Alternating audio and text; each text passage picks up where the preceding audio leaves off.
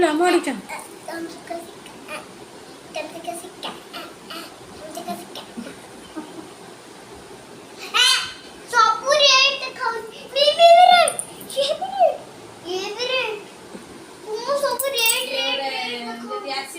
आसला पिलाटीर हरकत तो आपण मैंने देखिपे कौन से होचन। नमस्कार जय जगन्नाथ मु मोनालिसा वेलकम करछि मोर गोटे सुपर फ्रेश मिनी ब्लॉग को। आज आम गेलु सकाळु सकाळु आसबे बोले से मु पूरा आज तरतर होगी पूरा लगी पड़ी रोसई कम। तो फास्ट तो मुझे बनई दही बैगन आ दही बैगन केमती लगुच आपण मैंने निहाती कमेंट सेक्शन में जनइबे। तो मु पूरा तरतर थी केमती आम गेलु आसवे कारण से बधे 11टा भितर आसी पहुँचे। तो से मुझे पूरा तरतर रोसई सार देती आम गेलुं सब पसंद ही रोसई बनई। तापर गेलु आम फास्ट खोई शोई पकईलु। तापर आम समस्ते बसी जाइलु खाइबार आज डाल फ्राए चिली पनीर पोटल कोरमा पापड़ सालाड आउ दही बैगन।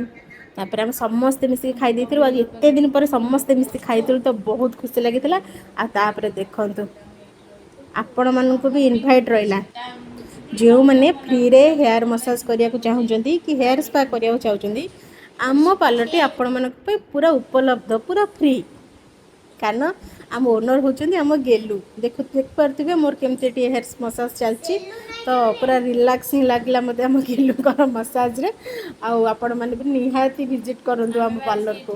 तापर ये गेलु डिनर करने चल जाते आपण मैंने मत खोजुं कारण मो देहटी बहुत असुस्थ थी मुझे जानी।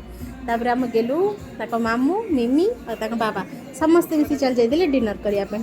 तो गेलु तो आज बहुत ही खुशी थी। हाँ मुझे बहुत मिस करी जेहेतु मुझे रूम रे एका रही जाइली तो से मुझे समस्त मिस करूँ। आ मत एका भी खाइबा को इच्छा होता जो निज लोक पाखे था ना तो खाइबार खुशी से पूरा डबल लगी था। और से तो चल जाते बाहर को डिनर करने आम गेलुंर सबुठ पसंद खाद्य हूँ कौन जानते ना सेटा हूँ अमेरिकन स्वीट कॉर्न आउ ता सहित चिकेन बिरयानी। तो सी भी खाइबा को बहुत खुशी से एंजॉय करते। आपण मानक जब मो मिनी ब्लॉग भल लगी तो प्लीज़ प्लीज़ प्लीज़ मो चैनल को सब्सक्राइब करदे आ मो वीडियो को गोटे लाइक करेंगे।